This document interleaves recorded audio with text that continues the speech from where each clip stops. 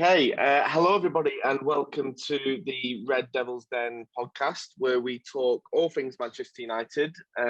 We've got a bit of a different look and a different setup today on the panel with myself, United Stocks, if you want to follow that on Twitter, hosting, and a debutant in Vin. Welcome, Vin, in it to Vin it.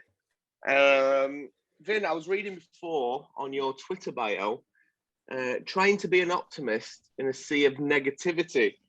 So, what is your reflection on the Leicester game and our FA Cup exit? Well, while I try to be an optimist on most occasions, I was a bit disappointed, obviously. I don't think it would make sense to blame uh, on one particular individual for the game, for the loss. I think there was a bunch of reasons why it didn't work out on that game. I would start off with the manager's selection. I felt that in the midfield, Matic and Fred was like a wrong pivot to go with at the first place. In my predictions, I had McTominay and Pogba as my midfield pivot to go through, and the reason why that works is because in with Pogba in the midfield, you have that outlet of creativity, but then in McTominay, you've got someone who can do defensive duties and who's agile enough to reach back for the ball and who can sort of get out of that pressing trap which Leicester played to perfection against us. The problem with Matic, and I've said this before, is that you put you take out his right leg, you put a piece of wood over there, and he's still going to play the same way. So it doesn't really matter with him, and he's done, man. Matic, I feel he's way past his best, and he didn't provide much, honestly, in that game, and everything just fell on Fred, and I felt there was too much pressure on him to do everything, and Leicester targeted him clearly, and it worked. It worked to perfection for them, and that resulted, I think, in if not one, at least two goals. So that was the midfield selection, which I was a bit disappointed with. And then during the game as well, I just felt that overall there wasn't much creativity up front as well. Martial wasn't getting any chances, but he wasn't doing anything either off the ball. And Van de Beek, you could argue that due to lack of game time, he wasn't like whenever Van de Beek plays, everyone expects him to be that Bruno-esque figure, like to do like everything, to play those risky long ball passes. But Van de Beek is a different type of creator, and we saw that in the game, in the only goal that we scored. Van de Beek played that dummy really well to Greenwood, and so he's a very good off the ball creator. On the ball, he's not the same as where Bruno is right now, but I'm sure that if he gets enough game time, if he sort of works with Bruno together and even doing training as well, I'm sure there's no reason why he can't develop those skills. So yeah, should Bruno have been rested? Probably not, in my opinion, because I had him in my predictions. He should have started for me, and then probably bring Van der Beek on in the second half when the game's done and dusted. But Van der Beek started, and although he didn't do too bad, it wasn't primarily his fault. Maybe having Fernandes from the first whistle would have made things slightly better for me. Yeah, that's very well summed up. Good opening line. Should we all give Vin a round of applause there? Well done. Dan, what did you think?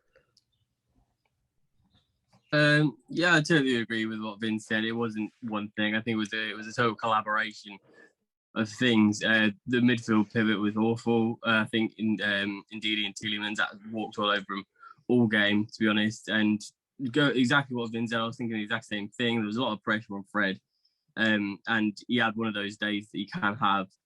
He can be excellent as he was against City, as he was against Chelsea, but he can also have games like he had at the weekend, which is very unfortunate because you can never doubt his willingness and his energy.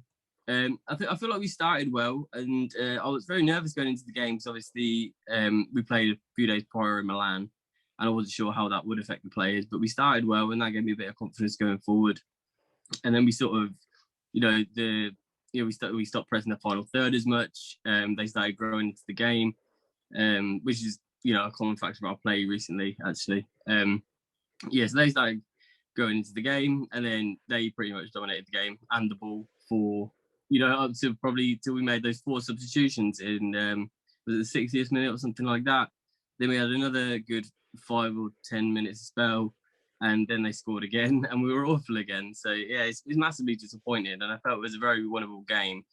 But obviously, given the factors that they had 7 days more rest than us, more days on the training pitch, obviously they're better tactically. Of course they are. They had all that time on the training pitch to prepare for this game, and obviously with the amount of games that we've played, fatigue obviously sets in.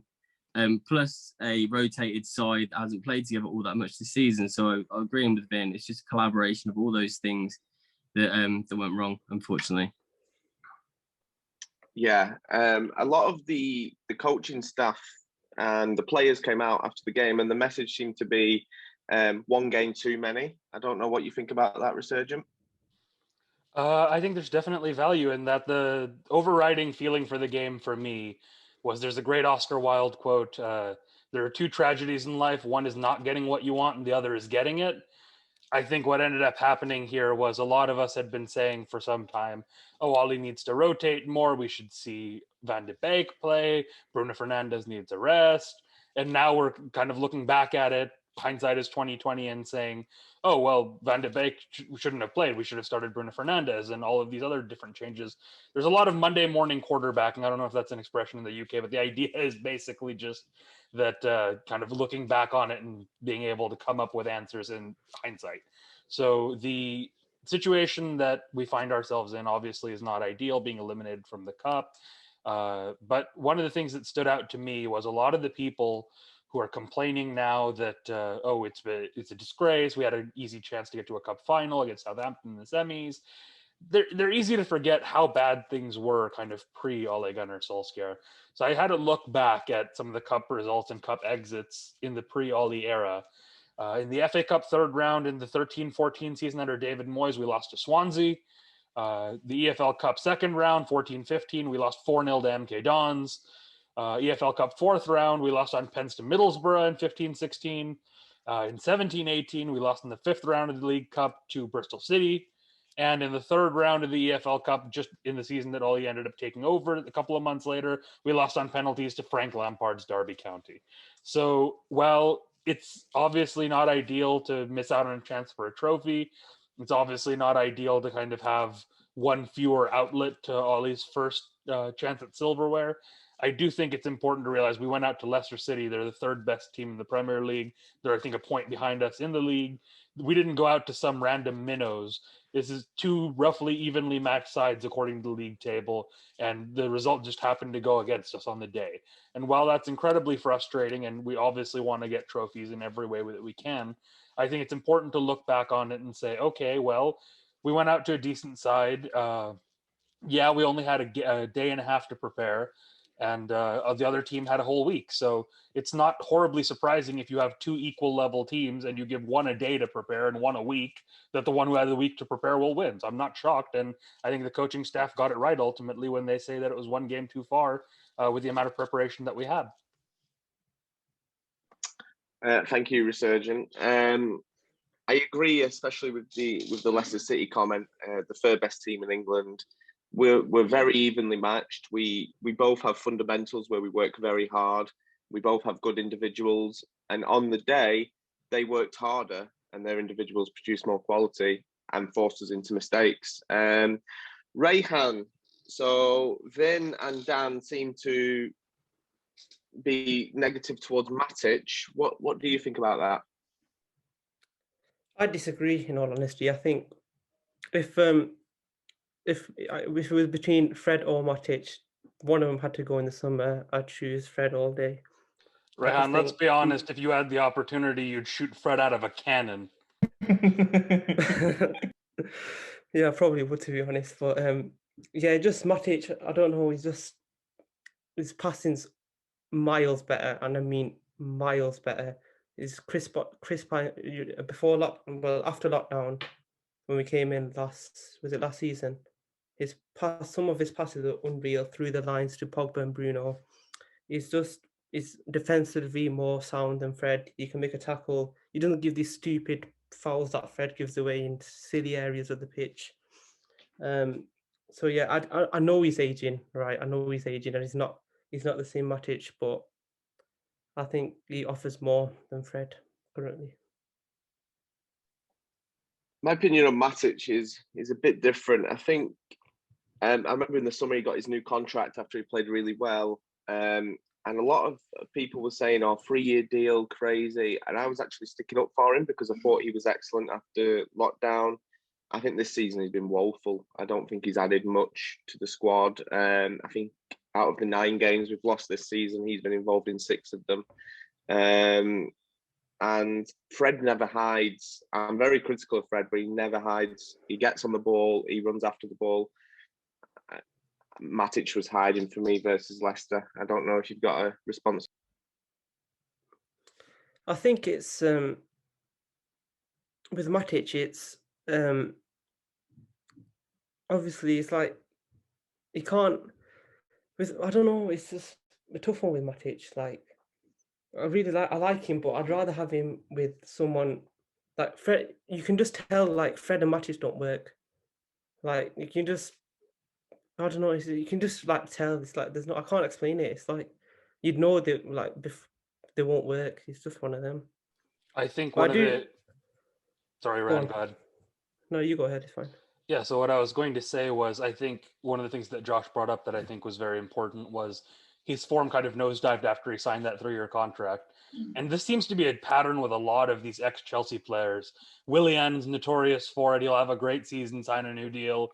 David Luiz has done the same.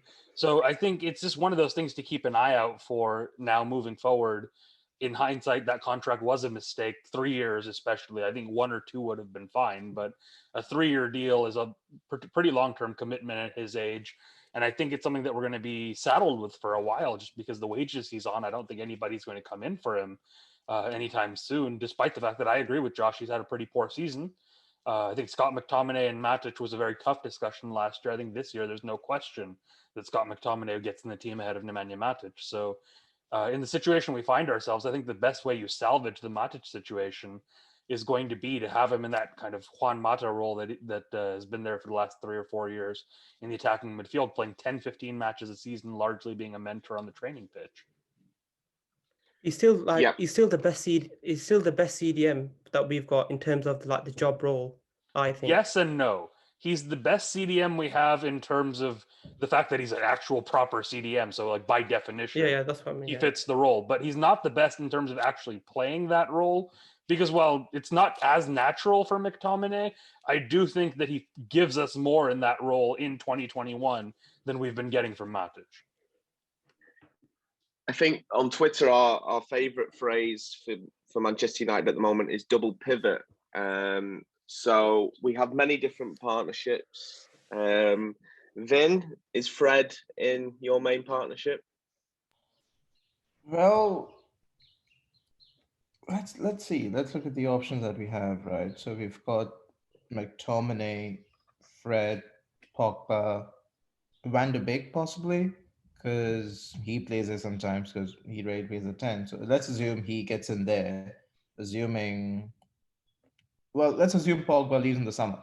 So essentially, Van de Beek might just be given some game time in that pivot, right?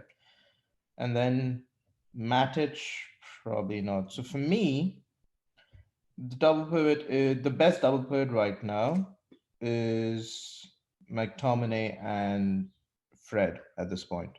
Like just for this season, I just feel McTominay and Fred they've played a lot more games. When they play together, it seems that there's a lot more assurance for the back four. Like Maguire seems to be a lot more confident, and we saw that in the Leicester game where Maguire went. Just look at the first goal, right?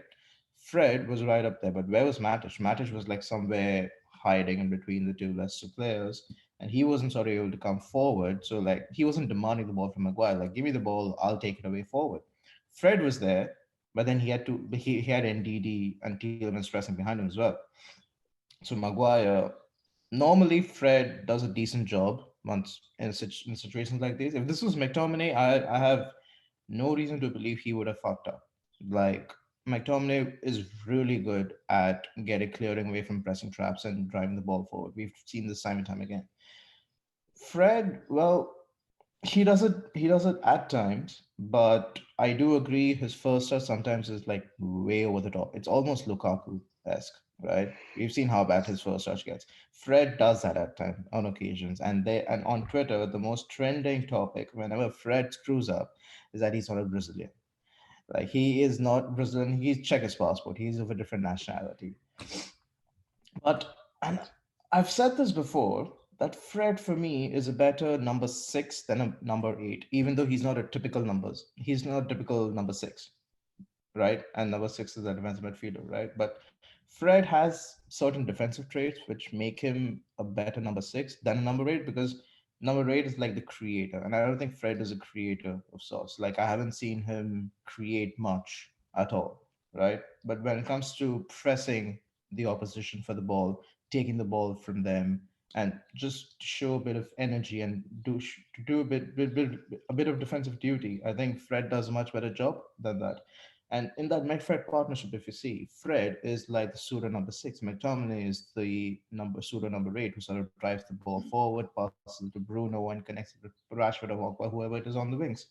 So, and it's a bit fluid as well at times, because then McTominay then sort of comes in as a number six, and then Fred sort of goes as a number eight for a bit. But um, I think the general setup that Ole plays with McFred is McTominay as the eight and Fred as number six.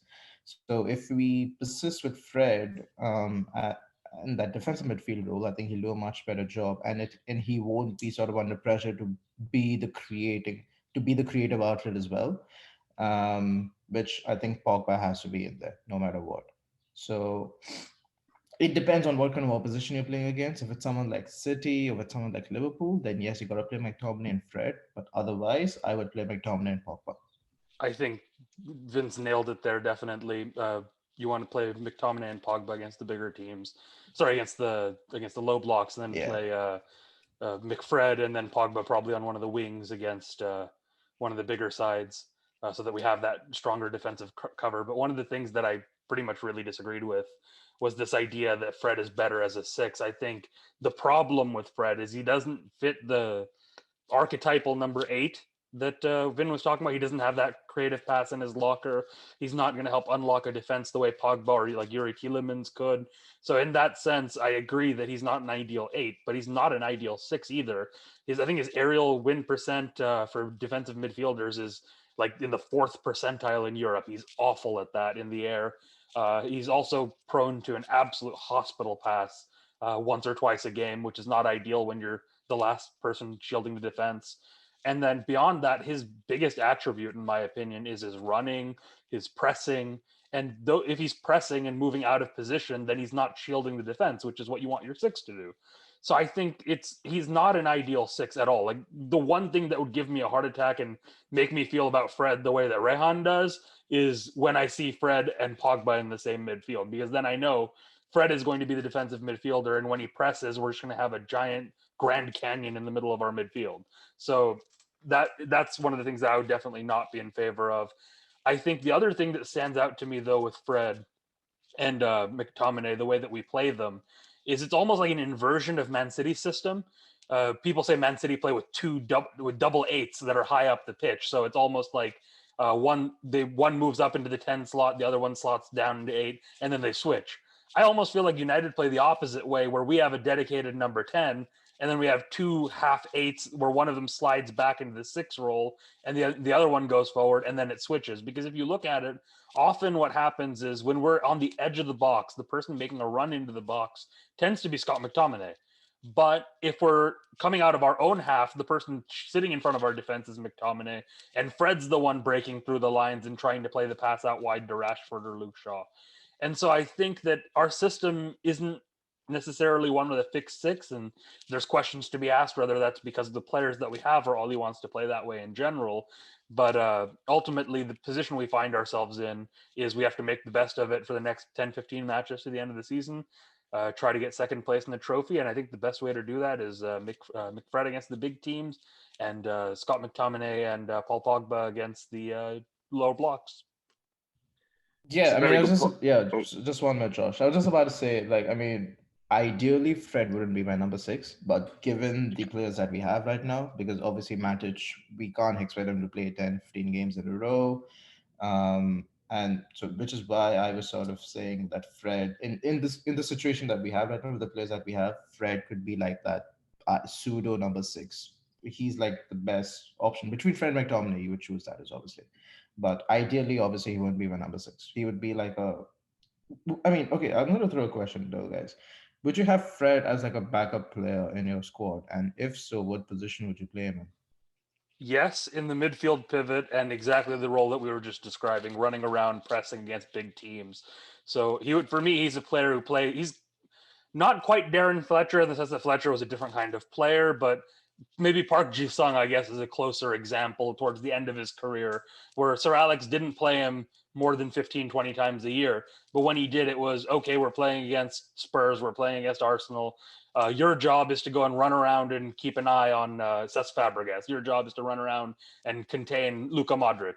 So in that sense, I think that's what Fred's good for, which is just kind of that energizer bunny in midfield, running at the opposition's attacking midfielder and making life difficult for them, but only in limited matches.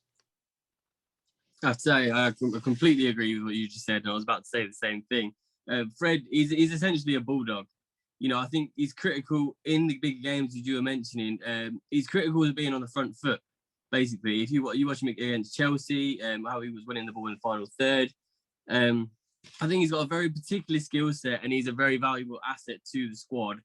But I think his tackling percentile and his dribble pass stats, they're not good. So I think he has a very particular skill set and he can be very valuable, especially if you want to be on the front foot in a game. But I wouldn't have him in a lone defensive midfielder role for the reasons that I mentioned about his dribble pass and his tackling. And he hasn't really got a good pass on him either. So I think he has got a role in the squad in a very particular type of game. Now that you mentioned it, I had a look. His dribbled pass percentile is in the 17th percent, which is to say 83% of midfielders in Europe get dribbled past less than Fred. So he's pretty bad at it. Good catch. I agree with everything just mentioned, especially with Resurgent when he says, I've got a theory with Ollie and especially with our coaching staff, Carrick, and we've got Fletcher now. I don't think we play this way because they want to. I think they're maximising the strengths these midfielders have got. I think in the future, Carrick, Solskjaer, Fletcher, Phelan, they'll want to play maybe a 4-3-3, maybe not now with Bruno being at the club. But I don't think this is the system that we're settled on. I think it's just to maximise our team's strengths and try and counter the other team's weaknesses. Fred chat over. Okay, so we've had a good chat about Fred, and now we're going to move on to Eric Bailly, who unfortunately, a few reports from Jonathan Schrager, James Cooper, and other well-known reporters, especially in terms of Manchester United, coming out saying that Eric Bailly is not feeling signing a new contract unless he gets first team's assurances, and apparently an argument after being left out of the AC Milan game. Daniel, what do you think about that? Well, honestly, I was really shocked. I couldn't believe that he came out and said that because, you know, he's been at the club for 5 years, and my perception of Eric Bailly has always been, well, I've always seen it as sort of, you know, like a really happy-go-lucky guy, just like he's good in the changing room. He has a laugh. He does this and that. I remember when Ibrahimovic was at the club, he had a bit of a bromance with him, and you always see him mucking around, and he just seemed like a really, really good guy. And in terms of him being unhappy with his game time, I honestly couldn't believe that he said that because, I mean, there's that stat, he's played one more game than Harry Maguire in 5 years. The guy cannot stay fit. I mean, I'm not doubting his ability at all. I mean, he's fantastic. He's got pace. He's made a few match-winning blocks just this season. I can think of the West Ham game off the top of my head. I think it was West Ham. So I'm not doubting his ability. I mean, he can have brilliant games, but he can also have poor games, like in the game against Tottenham when we lost 6-1. But I couldn't believe he came out and said that, just purely because of his fitness levels. if you're not managing your fitness level, if you're not available every game, then I don't see how you can complain about your game time. You know, the whole thing's just completely baffling to me, to be honest. I couldn't understand it. Yeah, I was shocked because Solskjaer said he was injured for that game. So, and I don't think he travelled. I haven't looked at the team, but Resurgent, if you were Solskjaer, how would you deal with this in the office? Well, I think it'd be a two-part thing. The first one would be Eric Bailly is one of our players. We've got 10, 15 matches left in the season. Victor Lindelof's not injury prone, but his back tends to bother him if he plays more than kind of on the weekend. So in midweeks, he does need a break. And so I'd try to keep Eric Bailly on side the way that Solskjaer typically does. And, just tell him, we're going to give you some matches. Don't worry about it. We'll push the contract talks off until the summer. And then once we got to the summer and we've played through the season, I would dump his sorry ass. I've had enough of Eric Bailly. I had even before this. So there's a stat that on Twitter from at MUFC latest com, which is percentage of time fit for United matches. Harry Maguire's at 97%, Lindelof's at 94%. Phil Jones is at 54%, and then Bailly is at 52%. When Phil Jones is something that you need to aspire to with your fitness, you know that you're made of glass. And that's the ultimate problem with Eric Bailly.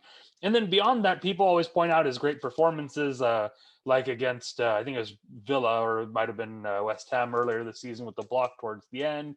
He's had some very good performances for us, but at the same time, people forget he had to be subbed off after I think about 30, 40 minutes in Paris during that wonderful comeback because he was playing so poorly. There was the match against Spurs where we imploded and he had a big part to play in that. He passed the ball directly to them for one of the goals. Fred style, really, and he doesn't get the same criticism because he's athletic and he makes blocks that get people excited. He's also not the world's best progressive passer, which is a problem against low blocks, which is why I think Ollie prefers Victor Lindelof in those matches.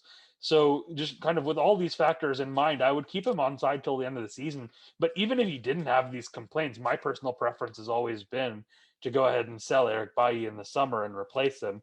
I think if we go into next season with Harry Maguire, Lindelof, a new center back signing, and Axel Twanzebe as the four options, I think that's going to be perfectly fine. And then Ted Mengi's coming through the system to hopefully stake a claim for a spot in a year or two. But I think we have the options to be able to work without him. And this attitude thing really is just a cherry on top of a shit Sunday, and it's time for him to go. Rayhan, was you surprised by? Personally, I agree with Resurgent. I think it's time we part ways with him in the summer. For me, I wouldn't trust him to put the bins out. Honestly, he's just not reliable enough. He has some good games, to be fair to him, like an odd game like the block against Villa, but he just never really had the chance to put like a consistent run together. So yeah, purely for that reason, I just bin him off in the summer. That's the other thing. Defense is one of those positions where you can't have a player who's intermittently fit. You can have a striker who can only play 20, 25 games a season, like Edinson Cavani, because you can use them in specific matches. You can say, okay, you know what? He brings value when he's available. And so the partnerships, while it's important that they know where they're going to run, generally speaking, your striker is going to be in the box, get your head up and look for him. Whereas with center backs, being able to read what the other person is going to do is absolutely essential. So it's defense is one of those positions where you can't carry an injury prone player, period. Yeah, I mean, for me, it surprises me because I remember when we first started the podcast, and even back around Christmas time, before I think the Leicester game when he started at centre back, everyone was just begging that he stayed fit. Everyone was hoping he'd make the next game and the next game, and it's the first season really at United where he hasn't been injured a whole lot. So for him to get on his high perch all of a sudden just because Victor Lindelof is playing games, which I may add we are keeping lots of clean sheets while he is playing, it did surprise me. I don't know what you thought, Vin. Yeah, I've been listening to all the points and I agree with a lot of them, to be honest. The fact that he has a lower percentage than Phil Jones says it all for me. Like when Phil Jones, who hasn't played in what? God knows how many years. He's played only one game in like 3 years now, I think. His last appearance was against Tranmere Rovers in Tranmere, the right? League Cup Exactly. in That was like start of last. 2020. The last Exactly. time Phil Jones played, coronavirus wasn't a thing most people had heard of. Exactly, right? And so this was like in Fed. That's when he played against Tranmere, I think, in Fed, right? So it's been like a year, and then before that, I don't know when's the last time he played. So it's like he's played a game in 3 years, and he has a greater playing percentage than Bai. So I don't know with what arrogance does he come out and saying, "Oh, I'm frustrated with United" and stuff like that. Look, contract negotiations can. Okay, I agree. Contract negotiations doesn't always go rosy. There are going to be ups and downs, but coming out like this, it's pretty much taking a leaf out of Raiola's book regarding Pogba. And he's gone down the same route. And I'm sorry, if once you go down there, there's no turning back for me. You got to go. And either ways, if we're going to get a new center back in the summer, if we had to sell one or two center backs, for me, it was going to be by irrespective. Without even before this comment, it was going to be for me Bai and Jones to go away for the new center back to come in, because you got to clear out the deadwood, and you got to have like a trim squad, a squad which can be reliable, which can play week in week out, which you can rotate every other week and for all of the competitions. So, and it, everyone talks about Bai's best center back in the team. I mean, here it's not a question of ability; it's a question of reliability, if anything, right? He plays 5 games and then gets injured for like a month. That's not what being reliable means. Reliable is being what Lindelof is and what McGuire is, who can play almost every other game. And I can understand, and yes, I agree. At certain games, I've been like, why isn't Bai playing here? Like against Sociedad. Was Bai playing against Sociedad in both the legs? I think he played one of the legs, right? I think. I think one, yeah. Yeah. So like when I think it was the second leg that Bai played against, I think. So yeah, I mean, on certain occasions, I felt like in the Leicester game, I felt that he should have played. I don't know if he was injured or if he just wasn't fit, or I don't know what was the reason. But yeah, there have been certain occasions where I wish Bai played more, but then after this, I'm like, I just don't care anymore. I'm just like, you're welcome to go. Seriously. Yeah, I mean that reliability ability comment is spot on, really. I think before that Tranmere game, his game before that was Man City in the Carabao Cup at home in the semi-final. You know, if he's fit for that game and there was no Bailly, I can't remember why Maguire didn't play, but definitely he is not reliable. And it's painful because we all love Eric Bailly as a person, as Dan was saying about, his bromance with Zlatan. But I wonder, I don't want to get all Graham Souness here, but you have to be thinking if Pogba is having an influence on players speaking out in public, because Pogba's family do, Raiola does. Is Eric Bailly's agent friend following suit? What do you think, Dan? Well, I actually think the whole situation is very naive from Bailly. I don't think you understand that United hold all the cards in this situation. Because I mean, he comes out saying, he's unhappy with his game time. He's not fit for those games. If he could come out and threaten the club and say, I want more games or I'm going to leave, go and leave. Go to a side that's maybe a tier down from Manchester United. He could go back to Villarreal. And the same thing is going to happen. He's going to go there and he's going to be on less money and he's still going to sit on the bench or back at home because he's injured. It's an incredibly naive comment. And I think he's really, really lucky to be at this club, like in the highest echelons of this game, at a club like Manchester United, and you've got a player that's fit 52% of the time. He's incredibly lucky to be here. It's very naive for him to come out and threaten the club. I mean, I know he didn't say, "Oh, I will leave if I don't get my game time," but that's exactly what he means. So you can leave, but you can go to another club from a tier down from Manchester United. You won't earn the money that you do here, and you're still going to be back in the changing room because you cannot stay fit. Spot on. He plays for the biggest club in the world. Obviously, we think it's the best club in the world, and he should be thankful that this is his best season since his injury, where he stayed fit. Luke Shaw has had to work incredibly hard to stay fit, to work on his injuries. So I remember a couple of years ago, we were incredibly critical of the medical staff because our players were getting injured like no tomorrow, especially under Van Gaal and Mourinho. We've had very few injuries this season that aren't our own fault through playing lots of games or bone injuries. So very interesting chat on Eric Bailly, and I think it's quite unanimous. Sorry, just quickly before we move on, Josh, I just wanted to say on that point about kind of Pogba possibly kind of giving ideas to Eric Bailly, I think there's some value in that. They're both close in the dressing room as far as we know. But beyond that, the other thing is, like a child, right? If you have one child who goes ahead and acts out, and as a parent, you don't punish it, then their younger siblings like, well, I'm going to test the boundaries as well. And I think what's happened here is United have been very soft on Paul Pogba and Mino Raiola. And at the time I said I wanted us to be stronger, but we chose a conciliatory path. And the end result of that is now other players are feeling emboldened to say, well, I'm going to throw my toys out of the pram and see what happens.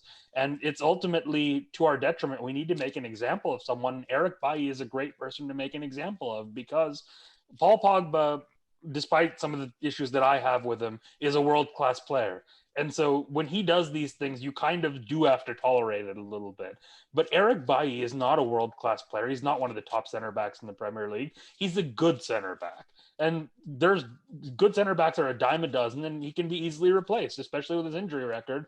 So I think this is also a good opportunity for Ollie and John Murtaugh to make an example of somebody and say, look, if you step out the way that Eric Bailly has done, we're not going to tolerate that. Don't think because Pogba got away with it, you will too. Yeah, very, very, very good point. And it's interesting. I'll just pop in. Yeah, sorry, Ryan.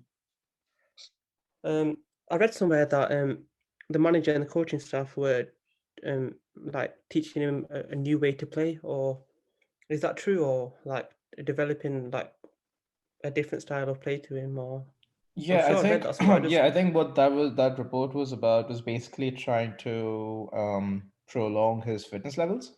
So what I think the headline was that the coaching staff were working with Bailly to sort of change the way he sort of trains, change the way he approaches defensive situations, change the way he plays as a defender, only to sort of prolong his fitness record and be as fit as possible. I think that was a report I think which came out in January, I think, if I'm not wrong. But yeah, that was just like just a passing by article. I don't think it held much significance. I remember hearing Michael Owen say a very similar thing on the radio a couple of weeks back. Because when he was very young as a forward, he relied completely on pace, and he said as the years sort of went on, he'd try and sort of have a burst of pace, and his hamstrings would go immediately. So he was another one that sort of had to adapt his game purely to stay fit. So that doesn't surprise me in the list. Yeah. What I was going to say was, on the other hand, could he be being influenced by people like Pogba, and the club might not be being harsh or dealing with it correctly? I think now we're starting to see people in the dressing room policing it themselves. So Luke Shaw, for example, you'd imagine Scott McTominay would be like, why are you doing this? Because there was reports that Bailly had apologised to Solskjaer and to the maybe the players in the dressing room. So it's good that hopefully we are policing that kind of stuff. And on the changing the way he plays, I've always noticed that Ollie hints at the fact that his injuries might be coming from the way he plays. So, that sounds quite true. As Resurgent mentioned, John Murtaugh in the previous segment just now, let's move on to our final, nearly our final little segment. It's going to be a bit of a fun and games, this one. So if John Murtaugh was to ask you, give me your number one target if you are a scout at Manchester United, who are you going to buy? We'll start with, does anyone want to start? Who's going to take it? I'll go. I'll take the reins. I have gone for Wilfred Ndidi purely because he opens the door to a lot of different ways to play. He's not the most progressive defensive midfielder in the world, but he is one of the best defensive midfielders in the world. You know, his stats alone, I mean, he's in the 99th percentile with his tackles, in his interceptions, blocks, clearances, and aerials won. He's in that 90th percentile for all of those things. And I think with Ollie's comments recently, he wants to find different ways to play. But I think Wilfred Ndidi gives him the options of different ways to play. Because he's so good at scanning and protecting the back four, I think you could easily play this side with the lone defensive midfielder. If you have Wilfred Ndidi on his own scanning, protecting that back four, you could perhaps, you know, off the top of my head, you could perhaps try Donny and Bruno as 2-8s going forward, or you can try Ndidi and McTominay together, one sitting and one going, or even Ndidi and Fred if you want to go ultra defensive.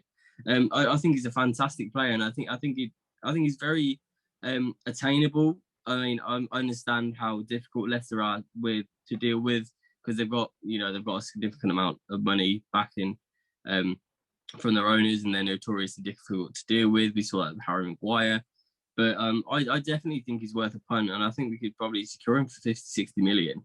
And I just think he opens a lot of doors and a lot of playing styles and options, given with, you know, how good he is defensively, and his energy levels are fantastic as well.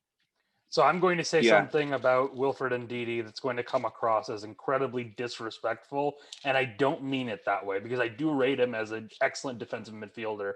I think at purely breaking up plays, the best defensive midfielder in the Premier League. So it's going to come across more offensively than I mean it, but he kind of reminds me, him and Declan Rice, of Morgan Schneiderlin and Nemanja Matic 7 to 10 years ago, which is, at the time, they were both two of the top defensive midfielders in the Premier League, but the difference between them, and I think the reason why Matic succeeded at the top club, whereas Schneiderlin failed, was that Schneiderlin didn't have the ability to progress the ball in his locker. He was purely a destroyer. And so what would happen is he'd break up play, and then he wouldn't know what to do. So he'd just play a simple pass 5 yards to his partner, and then it wasn't enough at a big club. And I think you might find that being the same thing with Wilfred Ndidi.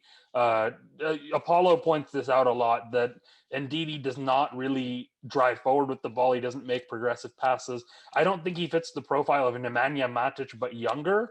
Instead, he's a different kind of player as a defensive midfielder. A very good one, but one that has his deficiencies, a little bit like Aaron Wan-Bissaka almost, where you'd have to teach him the offensive side of the game once you sign him. And that's something at his age, and given the fact that he's a little bit injury prone, he misses a month or two a season, it feels like. Given those things, I don't know if I would want to go ahead and invest all that money in him, especially because I think it probably cost almost Harry Maguire money, given the way that Leicester negotiate with us. So just for the money, for the fact that he has some injuries, and for the fact that he's not really an offensive outlet at all, I don't know that he's the best player, but he's definitely a world-class number 6. There's no doubt about that. Can we throw in a Phil Jones for him? Okay, we're going to add $5 million to the price then. Have to pay someone to take Phil Jones. I mean, I can understand why Dan's gone for Ndidi. I mean, he was fantastic against us. I was reading Premier League panel's tweets about Ndidi and Tielemans. He had 3 interceptions, 3 tackles, 4 out of 5 ground duels won. The tackles led to a chance for Vardy. He stopped our counter-attack late in the game. Well, Fred's poor pass did, but that's a Rayhan comment. And he was excellent against us. Personally, I discounted him when I think we played them in December, and I was like, no, not for me. But watching him lately, he's one of the reasons why they're not struggling as much without Maddison and Barnes, because he's so good defensively, and he's a great presser too. Resurgent, who is your transfer target? Okay, so I'll give you my target in just a second. I want to just quickly put a number on the point I was making earlier. For progressive passes, Wilfred Ndidi is in the 6th percentile. For progressive carries, he's in the 7th percentile. And for touches in the attacking penalty area, he's at 14th percentile. For reference, Declan Rice is kind of in the 60s on all those metrics. So I'm not saying Rice is necessarily the only alternative, but it just goes to show that even within defensive midfielders, there's a lot of variety. and Ndidi's on the extreme end of focusing defensively on that, which was my kind of criticism of him. But he is world class, no doubt about that. So my own an anomaly. There's something that sort of sticks out. I think I've got the same FBref page that you've got open. Sort of an anomaly to that, given how how non sort of progressive he is. He's still in the 73rd percentile for assists per 90, and it just sort of sticks out as a green bar in a sort of sea of red. I thought that was a bit. Yeah, so the thing with anomalies like that, though, is they can vary from season to season. FBref looks at the last 365 days. If he's not creating a lot of he's not getting in a lot of positions to provide assists, then that doesn't mean that those assists are necessarily sustainable is one thing. And then the other thing with that, honestly, is more than assists for my defensive midfielder. I just want him to be able to play the ball through the lines and not go for the simple pass, which is what I think Ndidi is limited to. And that's my concern about him. But it doesn't matter because I wouldn't use my money on a defensive midfielder anyways. Well, maybe I would as a supplement to this player, but my number one target would be Rafael Varane, who has 1 year left on his Real Madrid contract this summer, is most definitely a world-class center back, comes with title-winning experience, and could well be on the market. And the other thing that plays into this is Mino Raiola recently said he wants to do business with Real Madrid this summer. Paul Pogba also has 1 year left on his contract. So in an ideal world, you could even swap them and then have your money left over for another target. But regardless of whether we approach it with money or with a swap deal, my biggest concern and the reason why I go with Varane, despite I don't think center back is our biggest position of need, but the reason why Varane is my number one target is in all these other positions, there are players with less question marks around them that you could go for. You know, I think we all agree that if he was available, Erling Haaland would be our number one option. But if you couldn't get him for whatever reason, there's Harry Kane might be on the market. Dominic Calvert-Lewin is available. Andre Silva, Andre Isak. There's a lot of players out there. If you go ahead and look at right wing, if you can't get Jadon Sancho, you can get Pedro Goncalves, you can get Emi Buendia, you can get Leon Bailey. There's a lot of players out there. Defensive midfield, if you can't get Ndidi, you can get Declan Rice. If you can't get Declan Rice, you can get Sumare. There's a lot of options. But with center back, when you go from Rafael Varane down to that next tier, you have Jules Koundé, who's unproven at a top club and is 5'10", which means he's probably going to struggle aerially in the Premier League. When I've watched him, I haven't been impressed enough to think he's worth 60, 70 million. You've got Sven Botman, who again has issues with his game. When I've watched him, haven't been nearly as impressed. Skriniar's not been great in the air, for example, although he's had a much resurgent season this year. So you look at a lot of these other options. Nikola Milenkovic. You look at him and he's very attractive, but then you realize that he's been playing in a back three almost entirely this season. And, you know, from a back, being on the right side of a back three to being one of the right defender in a back four doesn't necessarily translate as well. And so there's a lot of question marks around all these other players. Whereas with Varane, you know, he can play in a two. And because he partners Sergio Ramos at 34 years old, you know, he can deal with Harry Maguire's pace as well. So it's one of those situations where I think he is an ideal fit and it's an opportunistic signing. It's one of those doors that's not going to be available next year. Whereas Haaland has a release clause next year. Sancho has 2 years left on his contract. So next year would be 1 year left. So there's other options. You can get those deals done later. With Varane, it's kind of a now or never thing. And I think now is the time to bring him to Old Trafford, pair him with Harry Maguire, and basically dare teams to try to score past our brick wall in defense.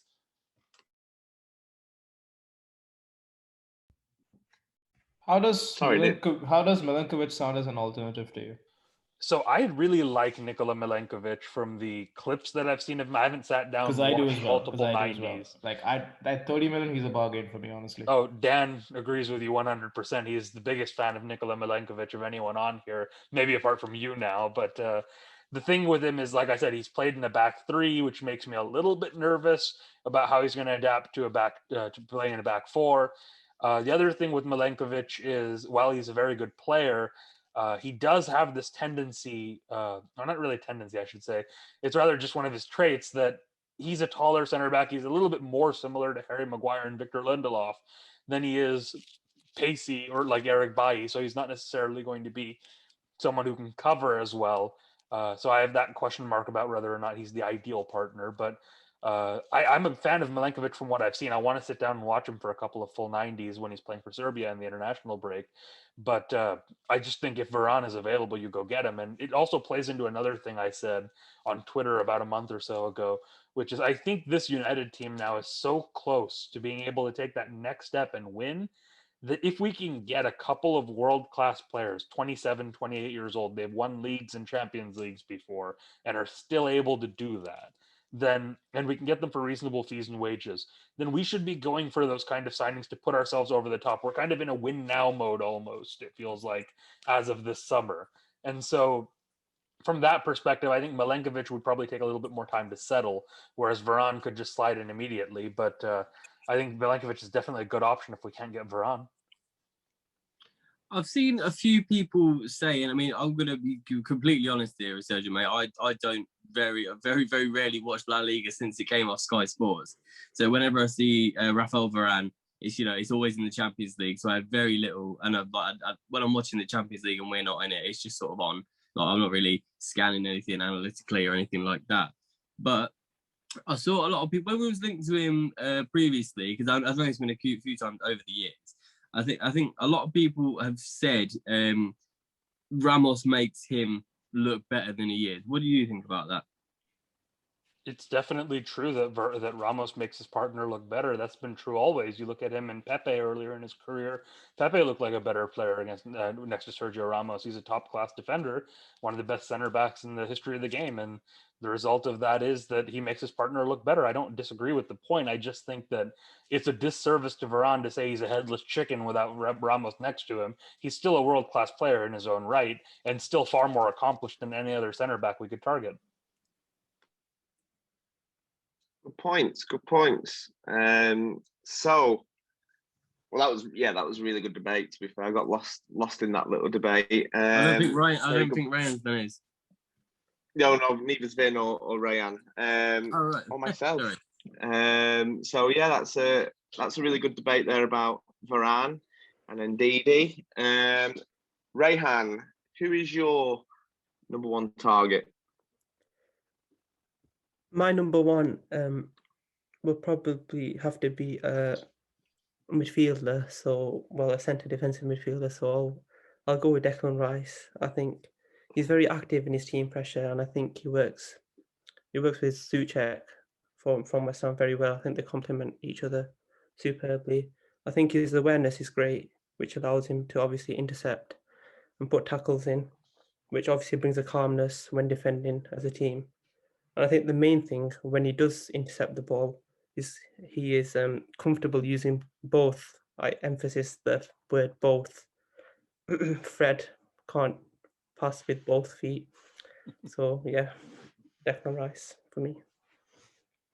Declan Rice. I think Manchester United Twitter is a big fan of Declan Rice, especially after the game that we've recently just played against them. Everyone seems to really rate him. I personally thought McTominay dominated him, but that's just my opinion. Vin, who is your number one target? Before we go on to Vin, just a quick question for you guys, because now we've had two defensive midfielders mentioned.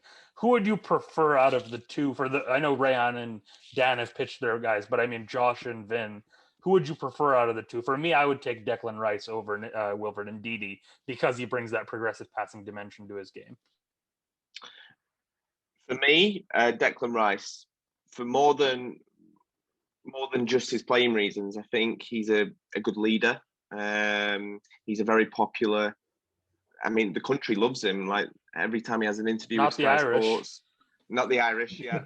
Every time he does an interview with Sky Sports, it goes viral about how great he is.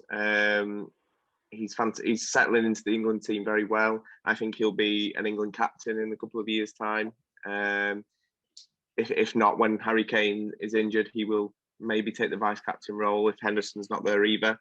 And I just really like how he plays. He's both-footed too. He's a lot more progressive than Ndidi. And he actually said in an interview, recently that he's got more to his game than just sitting. So then, what do you? Yeah, Declan Rice for me as well. I just feel that overall, his overall game is a lot more better than Ndidi's. He's reliable defensively, and we saw against Arsenal, he can progress the ball forward. And how? Like he almost scored a goal from like his own bloody D, and that's almost like a Son-esque goal. It should have been goal of the season if that went in. So yeah, I think just overall his game's better, and plus Jesse Lingard being at West Ham is a bit of a leverage that we can use. And who would you go for if you had free reign as your signing? My number one target is gonna be on the right wing, and it's a familiar name that we've had like a huge saga with last year, Jadon Sancho. Never heard of him. Of course, it's a very he's got potential. 20-year-old kid from England, plays for Borussia Dortmund. You broke my Now, heart. now, like, okay, focusing on the right wing. When was the last time we had a proper right winger in the club? Ahmad Diallo, but Valencia. I guess that doesn't really count because he's not really. Not in the now, first like team. before. Like, I mean, I'm saying who's Valencia? like not 18 years old. Antonio Valencia. Valencia. Valencia, Nani, at most you could Maybe say. Memphis. Those two, right? We haven't replaced Cristiano still. Yeah, Valencia and Nani we were tried very. that with Nani and Valencia. That didn't work, right? So we haven't had a right winger, and since then we've been playing players out of their positions on the right wing. You look at Sanchez, you look at Depay, Rashford's had a go over there. Mason Greenwood now is being uh, getting a run of games when he's essentially a striker. So we need an out right winger. And if you see the way we play, our chances are more lopsided towards the left than they are to the right. We hardly create anything from the right. James and Wan-Bissaka put in the odd cross here and there, but they're not really clinical enough, right? Those crosses very rarely get converted into goal as much as on the left. You see Rashford creating a lot of chances comparatively. So yeah, I just feel that we need to balance our play. We need to balance our play, have the distribution of chances, try to make that equal. And Sancho does that. Sancho does that brilliantly. And we've seen that, yes, he's had a bad start to the year for Dortmund. I've watched him play at times. He's had a bad start, but now you can see he's getting his streak back. He's racking up goals and assists, and his partnership with Haaland is quite brilliant. And honestly, I would love to have them both in successive windows, like this year Sancho, next year Haaland. But the thing is, everyone's screaming for a striker. Mate, if you're not going to create chances consistently, you bring Lewandowski in. Even he's not going to score some of them. Then, if he's not going to get chances, he's not going to get the amount of goals as he's been getting right now. So I just feel that we need to focus more on chance creation. And it's not like Sancho can't score goals; he can. Right? We've seen it. He's shown that he can score goals. He can score. He can do assists as well. 12 goals and So 16 assists in a down season. Imagine that. exactly, and which was supposedly like a down season, right? And so it just goes to show that how much having a proper right winger helps. And also, I feel that, and also it wouldn't make sense to throw Ahmad in straight away as our first choice right winger for what is potentially going to be our title challenging season next year. So you don't want to put everything on an 18-year-old kid all over again, right? We did that. We tried to do that with Mason. Last season worked brilliantly, but now we can see he's having a down season, and that's natural. It's bound to happen with 18, 19-year-old kids. So doing that with Ahmad doesn't make sense, especially the fact that we paid 35 million pounds for him. It's a bit too much pressure I feel on him. He still needs a bit of time. And so yeah, for me, that's why we need an experienced right winger, and Sancho fills that slot for me. Very, very, very well put together. I mean, I know we're all fans of Sancho, and we see him as a future Manchester United star. In terms of me, as a host, I should probably remain impartial, maybe. If I had to pick a name, it would be Yuri Tielemans. He progresses, and he would be, for me, going into the Fred position. He's a better progressor. He's a better dribbler. He has just a bit more guile and quality. And I miss having Marouane Fellaini at this football club. So we need another Belgium back in a red shirt. Resurgent doesn't seem too happy about that. Miss Is that your Pogba Fellaini. replacement, Josh? Pardon? Is that your Pogba replacement, Tielemans? No, Fred replaced. As in our starting 11, he would be my Fred replacement next to McTominay. However, yeah, overall he probably would be a Pogba replacement if Pogba was to go.